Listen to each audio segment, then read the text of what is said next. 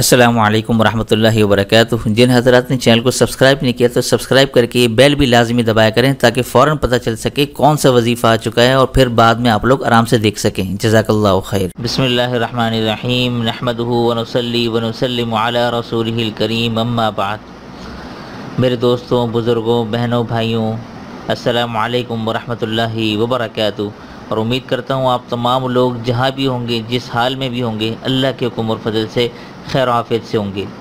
आज का जो अमल है, ये बहुत सी मेरी बहनों ने ये सवाल पूछा था कि मेरे भाइयों ने भी सवाल किया कि मनपसंद शादी के हवाले से कोई मुजर्रब अमल बता दें। वैसे तो मैंने इसके अलावा वज़ाइफ काफ़ी बताए हुए भी हैं, और लेकिन आज का जो अमल ये है कि अगर आप इसको बिल्कुल लगातार और तसल्ली के साथ अगर ये अमल करेंगे बग़ैर किसी गलती के, जो मैं आज आपको बताऊंगा, तो आपका क्या होगा कि अब सबसे पहले आपने इस्तिखारा निकालना है। इस्तिखारे में अगर ठीक आ जाए तो लड़की की तरफ से जो पेरेंट्स होते हैं या लड़के की तरफ से जो पेरेंट्स होते हैं, अगर उनमें कोई राज़ी ना हो या कोई ऐसा माहौल बिगड़ जाए जिसको आप सुधारना चाहते हो, तो उसके लिए बड़ा ज़बरदस्त मुजर्रब अमल है। अगर आप इसको सही तरीके से जो मैं बताऊंगा वैसे ही करेंगे तो अल्लाह के हुक्म और फजल से ऐसा माहौल ख़ुद ब खुद बनना शुरू हो जाएगा कि सब राज़ी हो जाएंगे और बिल्कुल खैर आफियत से शादी हो जाएगी। लेकिन ऐसा ना करें। यह अमल उन लोगों के लिए नहीं है कि जो किसी के दिल में मोहब्बत डालने के लिए शादी करना चाहें, ऐसा नहीं है। जब लड़का लड़की राज़ी हो, हलाल तरीके से रिश्ता करना चाहते हो, तो उनके लिए ये है। ठीक है ना। तो अब अमल की तरफ चलता हूँ, इसको आप देखिए। अच्छा जी, इसमें करना क्या है, आपने ये मैं आपको सूरत बता रहा हूँ, ठीक है। पहले देख लें आप लोग, सूरह ज़ुख़रुफ़। सूरह ज़ुख़रुफ़ ये है, ये 25वें सिपारे में मौजूद है, ठीक है। 25वां सिपारा, ठीक है। और तरतीब के अतबार से ये 43वें नंबर की सूरत है, सूरह ज़ुख़रुफ़। ये आपने इसको करना क्या है, रोज़ाना, ठीक है। रोज़ाना आपने 8 मरतबा तिलावत करनी है, ठीक है। अभी आपको बताता हूँ कैसे करनी है, ठीक है। रोज़ाना 8 मरतबा तिलावत करनी है। अब ये आप बात गौर से सुनें, ये 8 मरतबा रोज़ पढ़नी है। अच्छा, ये ज़रूरी नहीं है कि एक ही बैठक में आप 8 मरतबा पढ़ें।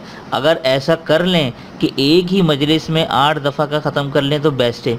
लेकिन अगर किसी वजह से नहीं कर सकते तो आपने करना क्या है कि दिन के कुछ हिस्से बना लें और मुख्तलिफ़ हिस्सों में आप इसको पूरा कर लें। यानी एक दिन में 8 मरतबा पूरा करना लाजमी है, चाहे वो एक मजलिस में हो या मुख्तलिफ़ मजालिस में 8 मरतबा मुकम्मल करें, ठीक है। ये बात समझ ली आपने। अब आपने इसको मुसलसल, ठीक है, मुसलसल 21 दिन करना है, ठीक है ना।